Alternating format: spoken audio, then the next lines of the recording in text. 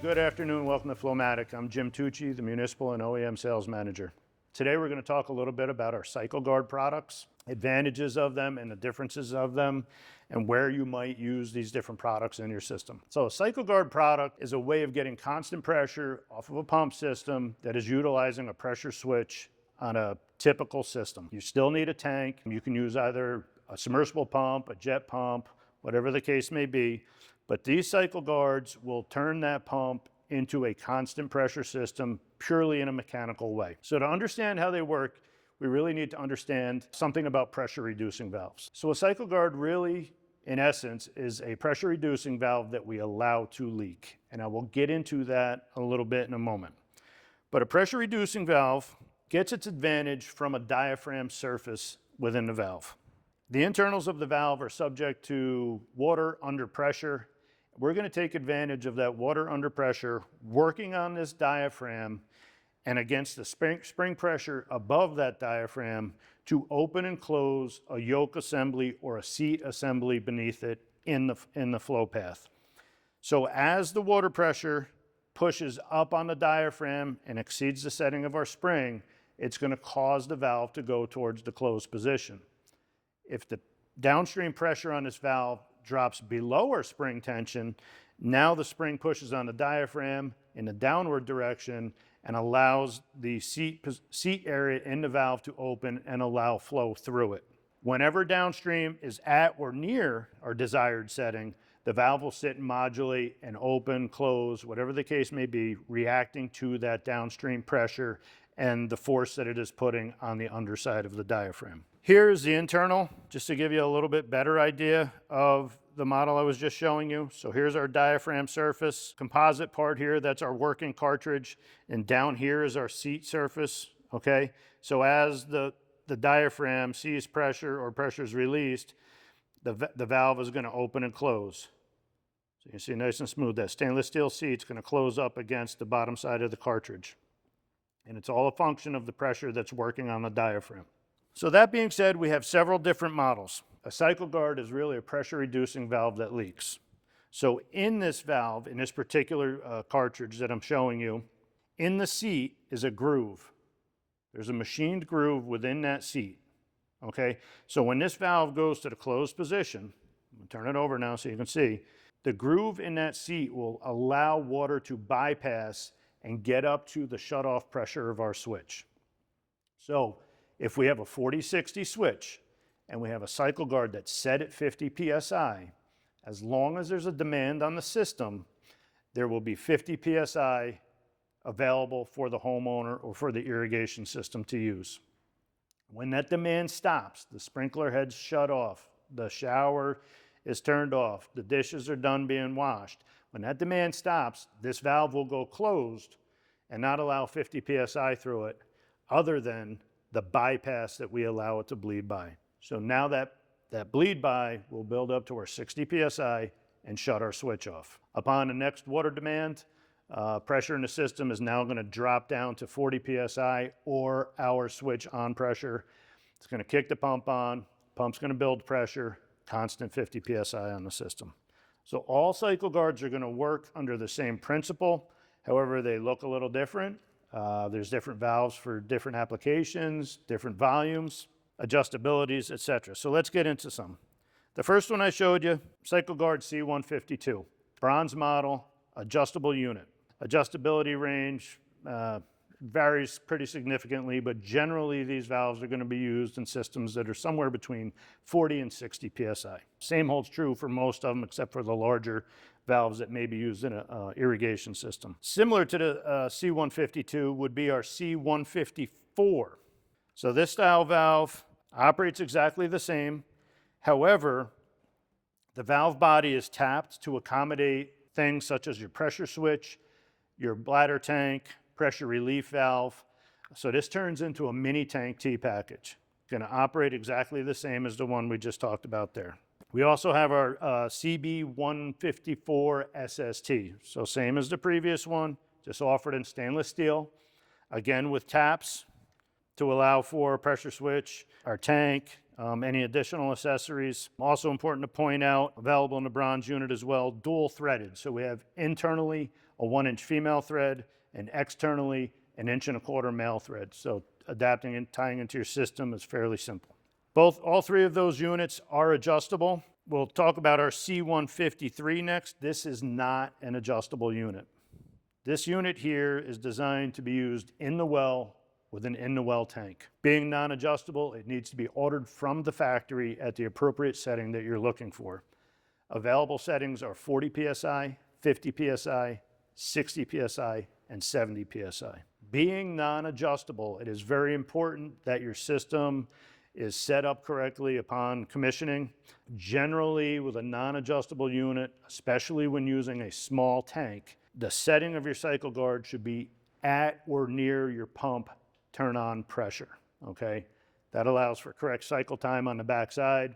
There are some exceptions to that, but with a very small tank, we want to be near your switch on setting. Can't see it here in this cutout, but these valves are machined with a bleeder valve on the underside of the flange. So there's going to be a little hole in this valve when you get it. It's not a factory default. It's there on purpose. And under certain conditions in a well system, these valves can do something that we call hydrolock.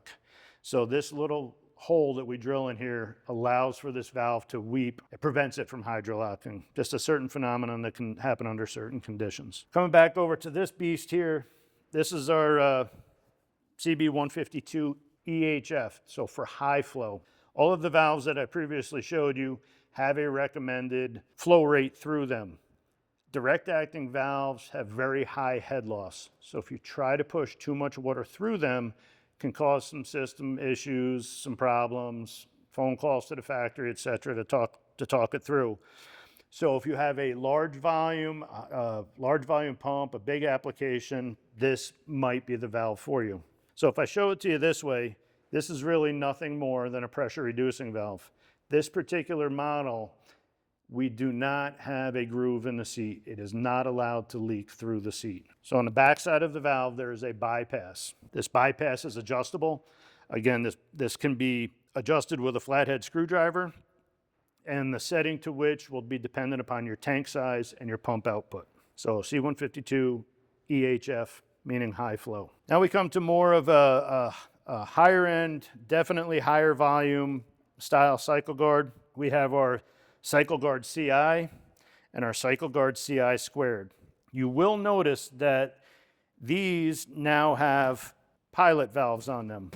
So these valves are no longer considered direct acting. The pilots themselves are direct acting, but the overall valve system, this now becomes a pilot operated Cycle Gard. Our CI is very similar to the high flow that I just showed you. The valve is going to detect incoming pressure through our control tubing and our pilot, and this pilot is going to open and close and relieve pressure from the top of a diaphragm that's in here. So when it's looking at the downstream pressure and it starts to exceed our 50 PSI setting, it's going to say, okay, we need to slow down flow through the main valve. So now it's going to force water to push down on our diaphragm and force this valve closed. Always looking to modulate at that 50 PSI pressure that I keep talking about. This valve too does have an external bypass. The downside to valves that have an external bypass is, when I started talking about this, I said these are pressure reducing valves. They're designed to minimize or set a pressure or set a system to a certain pressure. If we're running on a switch, a 40-60 switch, and we can't get to 60 PSI, we're gonna burn the pump up, right? So we need that bypass to get to our 60 and shut it off. If somehow our bypass gets plugged or somebody somehow shuts the bypass off, this will not allow for the valve to leak by and shut your pump off at 60 PSI. So that's the one downside. Don't tinker with your bypass. Lesson there. Our Cycle Gard CI squared takes that possibility away. Instead of having an external bypass like in the CI, this valve body, main valve body, actually has a groove machined in the seat. So very similar to the first initial valve we talked about, there's a groove in that seat. So while there's a demand on the system, this pilot is telling the main blue valve, open or close, to increase or decrease my pressure. When our demand stops, it forces the blue valve closed, but we allow the blue valve to leak by to get to our shutoff pressure of 60 psi. So again, all Cycle Gard products are going to operate under the same principle. Give a constant pressure while there's a demand on the system and allow it to leak when the demand stops to get to our shutoff pressure of our pressure switch. Always reference your installation manual. Very basic valves, but there are some key points to setting these up. You're going to have your pump in your well, or your pump in your tank, or you're going to have a jet pump that's coming to a pressure tank. The Cycle Guards are designed to be before your pressure tank and before your pressure switch. Very important to have your pressure relief valve and always have gauges. Gauges are very important when troubleshooting and making settings. I will caution on higher pressure settings on your Cycle Guards. Keep in mind your pressure relief valve. Okay, what is your pressure relief valve set to? If you're going to run a Cycle Gard at 70 psi, you may want to consider 125 psi pressure relief valve. For adjustability on all of these valves, very simple. Whether it's a direct acting valve or a pilot operated valve, there's adjustment screws, okay, or adjustment bolts. There are jam nuts on most units. So you're going to need to loosen your jam nut, and then righty-tighty on the adjustment bolt or tightening it in will increase the pressure setting of your valve. Lefty-loosey is going to decrease the setting of your valve. It is best to have water flowing through your system when making adjustments so that you can see the impact by watching your pressure gauge. It's also very important to make the adjustments somewhat slow just so you can see what's going on and we don't shock the system. As for sizing these valves, again, reference our installation manuals and the data that we have on our webpage for flow ranges that these valves can accommodate. There are head loss charts or fall off charts on our webpage. The more you try to push through one of our direct acting units or anybody's direct acting units will have an impact on your downstream pressure. So again, something that needs to be considered when putting your system online, commissioning it for the first time. Biggest culprits in these style valves would be dirt and debris. So we want to make sure that if we have a sandy well, perhaps there's a filter somewhere.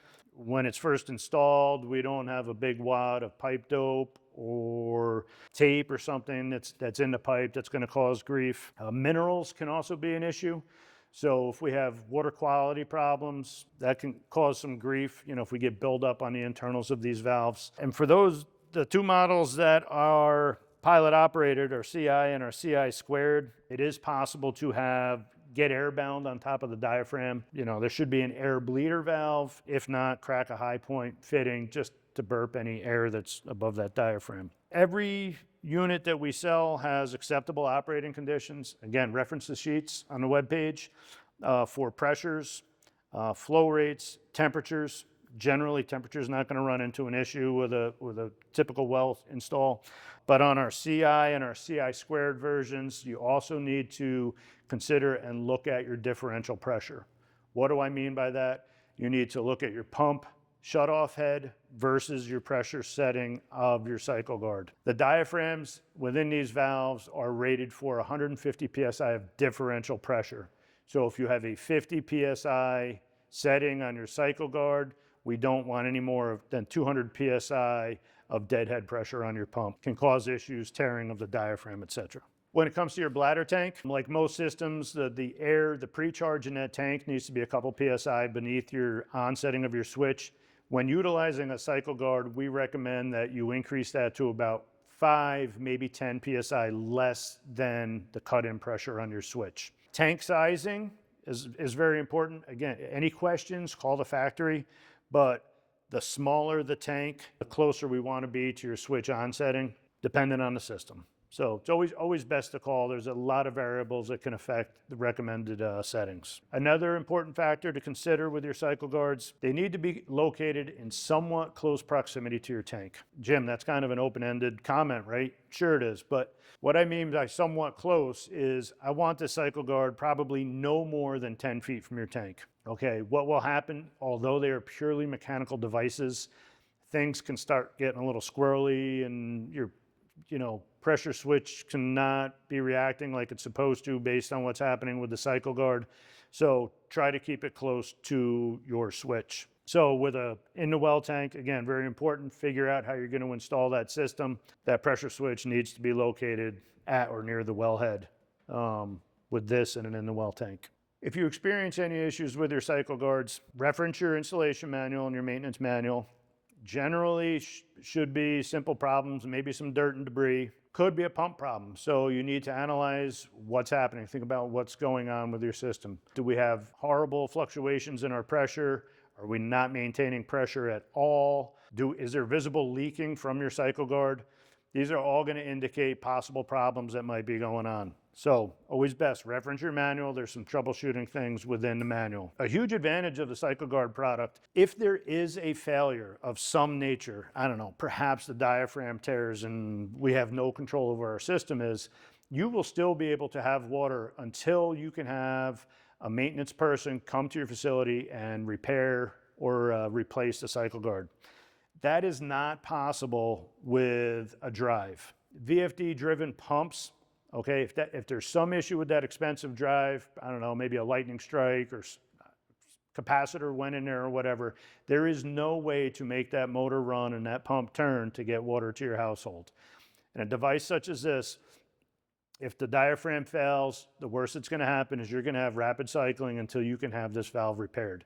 So very convenient, much more or less expensive, very economical, small space. Another huge advantage, similar to a VFD, would be your tank size. So we do have our space savings, but it's more economical, easier to troubleshoot, and easier to get by if you do have an issue. One important troubleshooting aspect, especially when it comes to our Cycle Gard C153, especially upon initial install. If this is put in, pump is turned on, and we notice rapid cycling, odds are the incorrect pressure setting was ordered in the Cycle Gard C153. Pressure setting of this Cycle Gard should be close to or at your on pressure of your switch. So if you order a 60 PSI Cycle Gard C153 and you're utilizing a 40-60 switch, you are taking no advantage of the function of this valve. So what's going to happen? Your pump's going to kick on, it's going to build up to 60, it's going to shut off, it's going to be drawdown, and we're going to cycle. You will not have any cycle protection if the Cycle Gard is at the off pressure of your switch, okay? To take advantage of the Cycle Gard C153, we need to be in between the on and off setting of your switch. So Flomatic's been manufacturing Cycle Gard units since the early 80s. We actually began with our hydrostat model way back when. Where can you find them? Any wholesaler within your region. If they don't have them on the shelf, they can order them from the factory and have them within a day. Another really nice advantage of our Cycle Gard units is they come standard with a 3-year warranty. What I mean by standard 3-year warranty is we're not going to tell you to send it back and we're going to rebuild it and send it back to you, or we're not going to send you a rebuilt unit. We will actually warranty that valve and send you a brand new valve. We're probably going to ask you some questions to make sure that your system is set up correctly to prevent future failures, but you will get a new valve from us.